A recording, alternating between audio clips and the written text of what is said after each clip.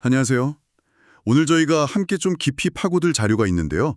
바로 소프트웨어 관리 분야의 뭐랄까 거의 전설적인 고전이죠. 네, 제럴드 와인버그의 퀄리티 소프트웨어 매니지먼트, 다들 아시는 QSM 시리즈입니다.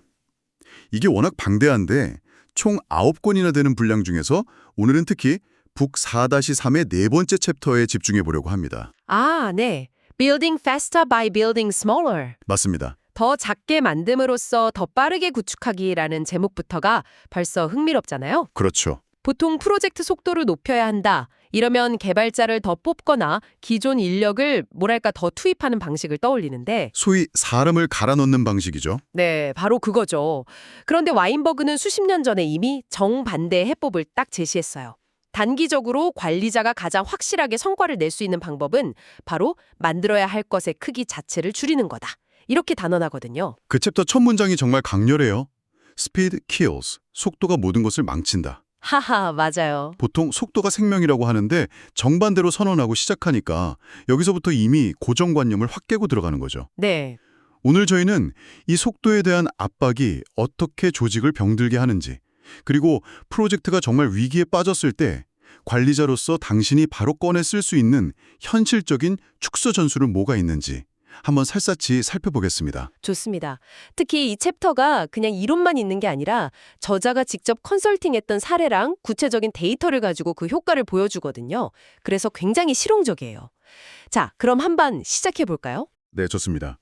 소프트웨어 업계에서 이 속도라는 압박은 거의 숙명 같은 거잖아요. 그렇죠. 근데 이 책에서는 이러한 압박 속에서 조직이 혼란, 그러니까 케이오스 상태에 빠졌을 때 관리자가 꼭 지켜야 할 몇 가지 원칙을 제시합니다. 바로 세터 변화 모델, 세터 체인지 모델에 기반한 것들이라고 하던데요. 이건 어떤 모델인가요?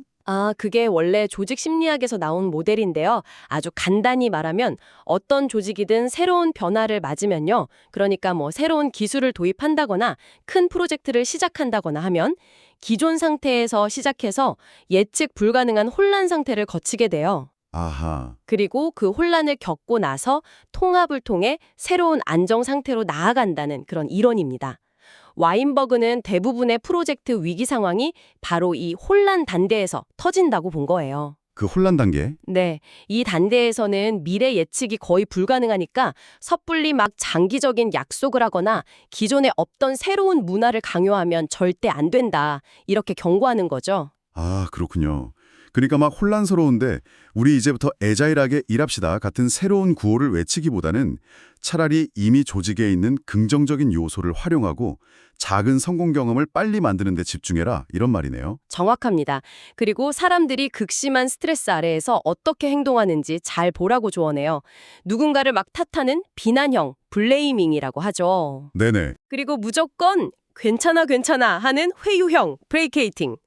또 감정 없이 데이터만 따지는 초이성형, super reasonable.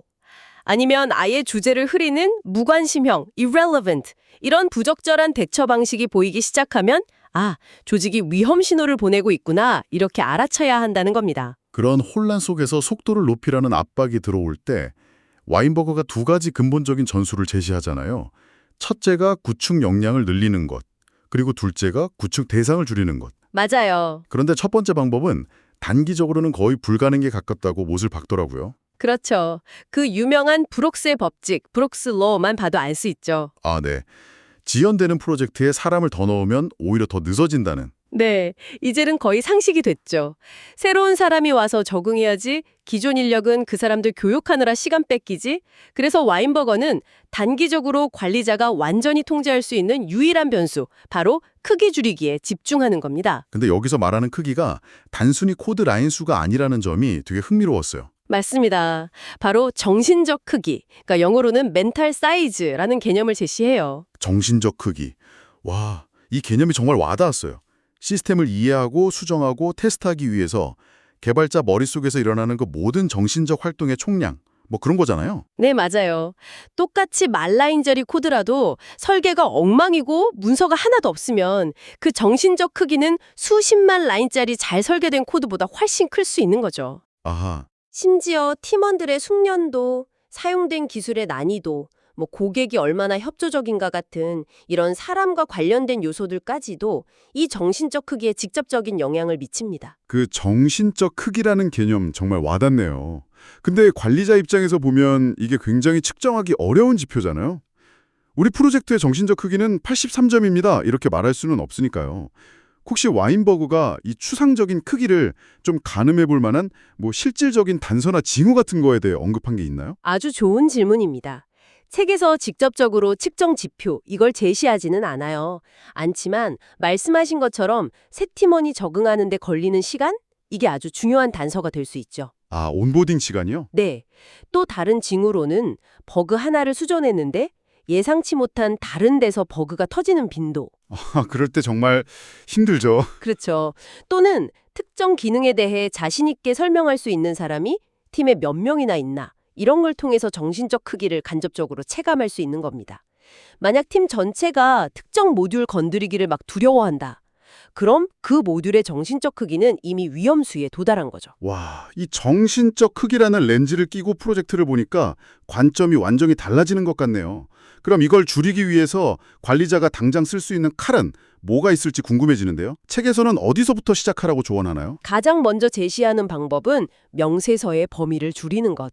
Reduce the scope of the specification입니다. 그게 참 말처럼 쉽지가 않죠. 특히 프로젝트 초기에는. 물론이죠. 고객이나 마케팅 부서는 온갖 멋진 기능을 다 넣어달라고 하니까요. 하지만 프로젝트가 위기에 처하면, 즉 혼란 단계에 진입하면 상황이 바뀝니다. 바로 이때가 협상의 적기라는 거예요. 아, 책에 나오는 그 일화가 아주 극적이었어요. 어떤 소프트웨어 회사 마케팅 부서 사람들이 처음에는 막 이 기능 없으면 안 팔린다, 저 기능을 왜 아직도 안 되냐 이러면서 개발팀을 비난만 했다면서요? 네, 그랬는데 관리자가 꾸준히 데이터를 보여줬다고 해요. 기능이 하나씩 추가될 때마다 시스템 복잡도가 얼마나 기하급수적으로 늘어나는지, 아하. 그리고 그게 버그 발생률이랑 출시 지연에 어떤 영향을 미치는지 그걸 계속 보여준 거죠. 그러자 어느 순간 마케팅 부서 사람들 태도가 180도 바뀌더랍니다. 예정된 날짜에 어떤 기능이라도 좋으니까 제발 하나만이라도 제대로 돌아가는 걸 줄 수 있나요?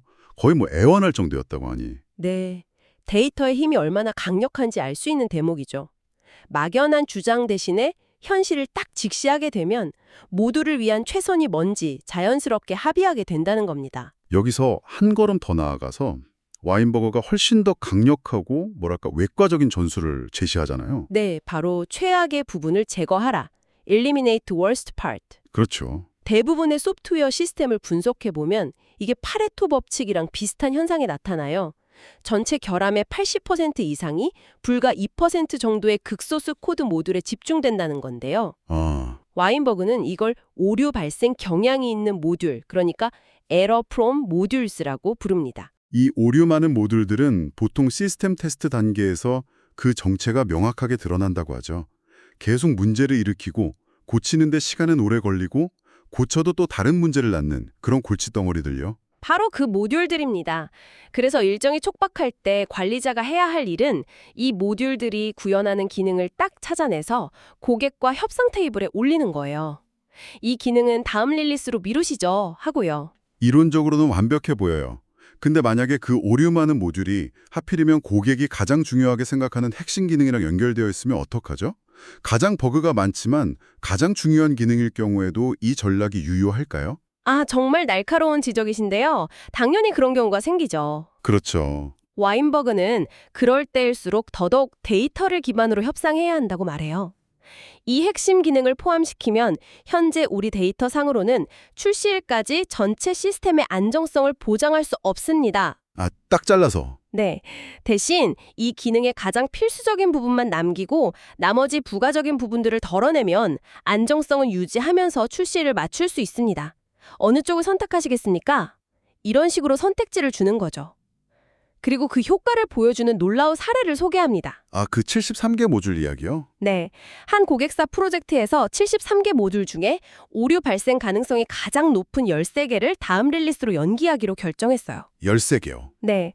기능수로만 따지면 약 18% 정도를 줄인 셈인데 그 결과가 어땠냐면 결함을 추적하고 수정하는 데 걸리는 평균 시간이 무려 7시간에서 1.5시간 미만으로 줄었다고 합니다. 와, 18%의 기능을 덜어냈더니 78% 이상의 디버깅 시간을 절약한 거네요. 그렇습니다. 이건 단순히 버그 몇 개 없앤 수준이 아닌데요. 그렇죠. 팀 전체가 가장 골치 아파하던 부분을 도려내면서 시스템에 대한 불확실성과 스트레스, 즉 정신적 크기 자체가 극적으로 줄었기 때문에 가능한 결과인 겁니다. 비선형적인 효과가 나타난 거죠. 아, 심지어 아직 완성되지 않은 부분을 제거하는 것도 좋은 방법이라고 해요. 고객한테 솔직하게 X, Y, Z 기능 없이 지금 받으시겠습니까? 아니면 이 기능들을 포함해서 언제가 될지 모르는 미래에 받으시겠습니까? 이렇게 묻는 거죠. 그랬더니 의외의 대답이 나오기도 한다고요? 네, 때로는 고객이 사실 그 기능들 없어도 괜찮아요 라고 답하는 의외의 수확을 얻기도 한다는 겁니다. 이야기를 듣다 보니까 이 줄이기의 방법이 정말 다양하네요.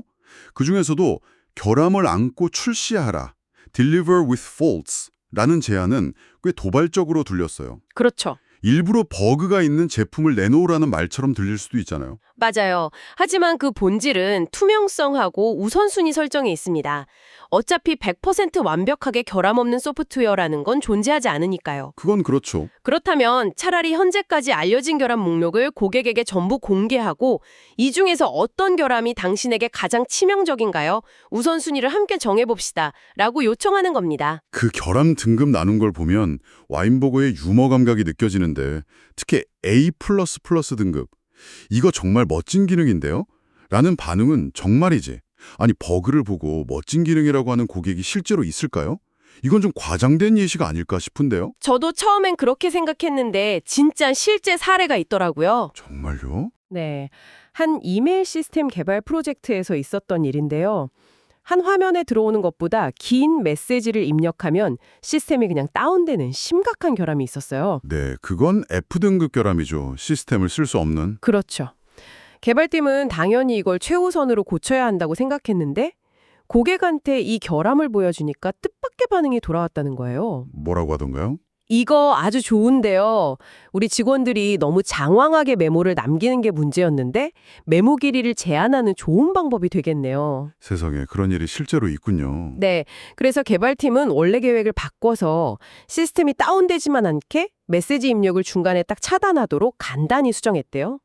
그리고 이걸 의도된 기능으로 포함해서 출시했고 고객은 아주 만족했다고 합니다. 와, 개발자가 보기엔 명백한 결함이지만 사용자의 특정 맥락에서는 오히려 유용한 기능이 될 수도 있다는 걸 보여주는 아주 재미있는 사례죠. 결국 고객과 솔직하게 소통하면서 뭐가 진짜 중요한지를 함께 결정하는 과정, 그 자체가 제일 중요한 거군요. 그리고 이 모든 줄이기 활동은 가능한 한 빨리, as early as possible 해야 한다고 강조하고요. 맞습니다. 늦어질수록 이미 투입된 자원의 낭비가 커지고 팀원들 사기도 걷잡을 수 없이 떨어지니까요. 여기서 와인버그가 관리자의 인간적인 측면을 또 한 번 짚어주는데요. 아, 그 개발자들 감정 관리요? 네. 기능 축소가 결정되면 그 기능을 만들던 개발자는 자기 일이 쓸모없었다는 생각에 무력감에 빠지기 쉽잖아요. 그때 관리자가 절대 네가 만든 게 별로라서 빼는 거야. 이런 식으로 비난해서는 안 된다고 경고하죠. 맞아요. 그 개발자 사기를 어떻게 관리하느냐가 정말 중요하겠네요. 그냥 뭐 미안하게 됐수다 하고 끝낼 수는 없는 노릇이니까요. 그래서 와인버그는 이렇게 조언합니다. 그 개발자가 즉시 시작할 수 있는 다른 중요한 업무를 여러 개 준비해서 선택권을 주라고요. 아, 선택권을 준다. 네, 이건 너의 이전 작업은 실패했다가 아니라 너의 새로운 작업이 우리에게 더 가치했다는 메시지를 전달하고 개발자가 통제력을 잃었다는 느낌을 받지 않게 도와주는 아주 섬세한 관리 기법인 거죠. 이렇게 열심히 크기를 줄여서 프로젝트를 정상 궤도에 올려놨다 생각하는 순간에 꼭 막바지에 새로운 요구사항이 툭 튀어나오는 경우가 정말 많잖아요. 아, 그렇죠. 개발자 입장에서는 정말 힘이 빠지는 순간인데 저자는 이게 그냥 작업 하나 추가가 아니라고 아주 강력하게 경고하더군요. 맞습니다.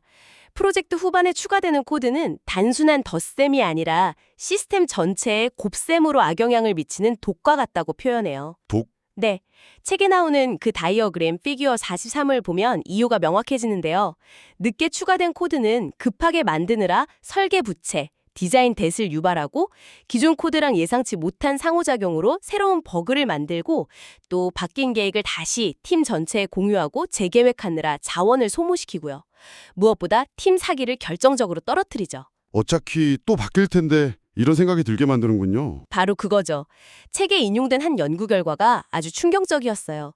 시스템 크기가 11% 증가했을 때 결함의 원인을 찾는 데 걸리는 시간은 무려 28%나 늘어났다고 합니다. 와, 11% 늘었는데 28%요? 네, 10% 정도 일 추가됐으니 남은 시간에 10%만 더 주면 되겠지. 이런 단순한 산술 계산이 얼마나 위험한지 명확히 보여주는 데이터죠. 그래서 저자가 후반부 요구사항 변경에 대해서는 철저히 비즈니스적으로 접근하라고 하는 거군요. 맞습니다. 많은 관리자들이 고객 요청을 거절 못하고 회유하는 사람, 플레이커터가 되려는 경향이 있는데 이게 최악의 대응이라는 겁니다. 그럼 어떻게 대응해야 할까요? 변경 요청을 검토하는 것 자체에도 시간과 비용이 든다는 점을 명확히 해야 합니다. 예를 들어 요청하신 변경 사항을 우리 시스템에 적용할 수 있는지 분석하고 그로 인해 전체 일정과 비용에 어떤 영향이 있을지 예측하는데 엔지니어 2명이 3일의 시간이 필요합니다. 이 분석 작업에 대한 비용을 승인해 주시면 분석 보고서를 제출하겠습니다. 이런 식으로요. 와, 변경 요청을 검토하는데 돈을 내라고 하는 거네요? 굉장히 단호한데요? 네. 그리고 분석 결과가 나오면 감정적인 호소 대신 데이터를 제시해야 합니다. 이 기능을 추가하면 출시일이 6주 지연되고 추가 비용은 5천만 원이 발생하며 시스템 안정성 저하로 인한 리스크가 30% 증가합니다. 이 조건을 수용하신다면 변경을 진행하겠습니다. 이렇게 비즈니스 사례로 만들어서 의사결정을 고객에게 넘기는 거죠. 결국 핵심은 와인버그가 말하는 도움이 되려는 모델, 헬프풀 모델을 기억하는 거군요. 바로 그거죠. 고객이 무슨 악의를 갖고 무례한 요구를 하는 게 아니라 단지 소프트웨어 개발의 복잡한 비선형적 역학을 이해하지 못하기 때문이라는 것. 그래서 관리자의 역할은 화를 내거나 굴복하는 게 아니라 명확한 데이터를 통해 고객을 교육하고 최선의 결정을 내도록 돕는 것이다. 이 말이네요. 네, 맞습니다. 오늘 저희가 더 작게 만듦으로써 더 빠르게 구축하기라는 어찌 보면 참 역설적인 지혜에 대해 깊이 파고들어 봤습니다.